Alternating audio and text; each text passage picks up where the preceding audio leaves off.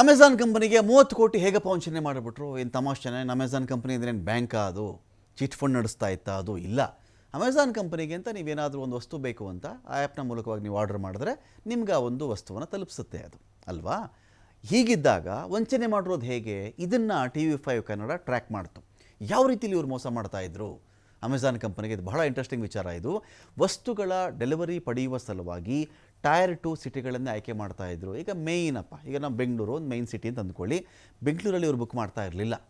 ಇವರು ಟೈರ್ 2, ಈಗ ಮೈಸೂರು, ತುಮಕೂರು, ದಾವಣಗೆರೆ ಈ ರೀತಿ ಸಿಟಿಗಳ ನಗರಗಳು ಬರ್ತಾವಲ್ವಾ, ಅಂಥ ಪ್ರದೇಶಗಳನ್ನು ಆಯ್ಕೆ ಮಾಡ್ಕೊಳ್ತಾ ಇದ್ರು. ಯಾಕಂತ ಹೇಳಿದ್ರೆ ಅಲ್ಲಿ CCTVಗಳು ಕಡಿಮೆ ಇರುತ್ತೆ. ಎಷ್ಟು CCTVಗಳು ಕಡಿಮೆ ಇರ್ತವೋ ಅಷ್ಟು ನಮ್ಮ ಮುಖಚರ್ಯೆ ನಮ್ಮನ್ನು ಪತ್ತೆ ಹಚ್ಚುವಂಥ ಸಾಧ್ಯತೆ ಕಡಿಮೆ ಆಗುತ್ತೆ ಅಂತ ಒಂದು ಅಂದಾಜು ಬರೆದು ಬುಕ್ ಮಾಡಿದ ವಸ್ತುಗಳನ್ನು ಪಡೆದುಕೊಳ್ಳುವ ಸಲುವಾಗಿಯೇ ಏರೋಪ್ಲೇನಲ್ಲಿ ಬರ್ತಾಯಿದ್ರು ಇವರು. ಯಾವ್ಯಾವುದೋ ರಾಜ್ಯದಿಂದ ಏರೋಪ್ಲೇನಲ್ಲಿ ಬಂದುಬಿಡ್ತಾಯಿದ್ರು. ಟೈರ್ 2 ಸಿಟಿಯಲ್ಲಿ ಡೆಲಿವರಿ ಪಡೆಯುವ ಮುನ್ನ ಚೆಕ್ ಮಾಡ್ತಾಯಿದ್ರು ಇವರು. ಇವ್ರಿಗೆ ಯಾವ ವಸ್ತು ಬರಬೇಕಾಗಿತ್ತು ಆ ವಸ್ತು ಬಂದಾಗ ಅವ್ರಿಗೆ ನಮಗೆ ಇದು ಕೊಟ್ಟಿದ್ದೀನಪ್ಪ ಅಂತ ಹೇಳೋಕ್ಕೆ ಮುಂಚೆ ಚೆಕ್ ಮಾಡ್ಕೊಳ್ತಾ ಇದ್ರು ಇವರು.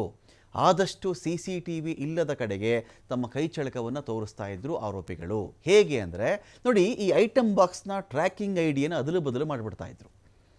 ಈ ಒಂದು ಬಾಕ್ಸಲ್ಲಿ ಸಪೋಸ್ ಮೊಬೈಲ್ ಫೋನ್ ಇತ್ತು ಅಂತ ಅಂದ್ಕೊಳ್ಳಿ, ಇನ್ನೊಂದರಲ್ಲಿ ಒಂದು 5 ಲಕ್ಷ ಬಾಳುವ 10 ಲಕ್ಷ ಬೆಲೆ ಬಾಳುವ ಒಂದು ಕ್ಯಾಮ್ರಾ ಇತ್ತು ಅಂತ ಭಾವಿಸೋಣ ನಾವು.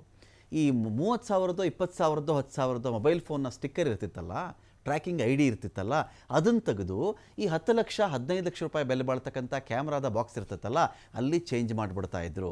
ಸಪೋಸು ಒಂದು 10 ಬಾಕ್ಸ್ ಆರ್ಡರ್ ಮಾಡ್ತಾರೆ. ಅಮೆಜಾನ್ ಕಂಪ್ನಿ ಹುಡುಗ ತರ್ತಾನೆ ಅದನ್ನು. ತಂದಾಗ ಹೌದೇನ್ರಿ ಇಷ್ಟೊಂದು ಇದೆಯಾ, ನಾವು ಇಳಿಸ್ಕೋತೀವಿರಪ್ಪ ಅಂತೇಳಿ ಬಂದು ಇಳಿಸ್ಕೊಳ್ಳೋ ಥರದಲ್ಲಿ ಇಬ್ಬರು ಮಾಡುವಂಥ ಟೈಮ್ನಲ್ಲೇ ಬಾಕ್ಸಲ್ಲೇ ಗೊತ್ತಾಗ್ಬಿಡ್ತಾ ಇತ್ತಲ್ಲ ಇವರಿಗೆ ಒಂದು ಅಂದಾಜಿಗೆ.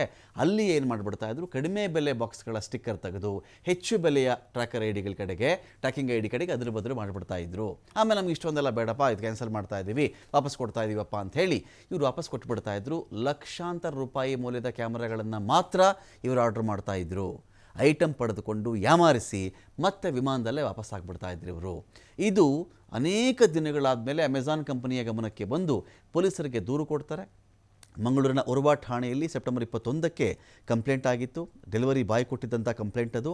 ತನಿಖೆ ನಡೆಸಿ ಖದೀಮರ ಮೋಸದ ಜಾಲವನ್ನು ಇಲ್ಲಿ ಸೇಲಂ ಪೊಲೀಸರು ಭೇದಿಸಿರ್ತಾರೆ. ಬಾಡಿ ಇವರೇನು ಮಂಗಳೂರು ಪೊಲೀಸರನ್ನು ಕಡಿದು ಕಟ್ಟೆ ಹಾಕಿದ ಅಷ್ಟೆಲ್ಲ ಇದೆ.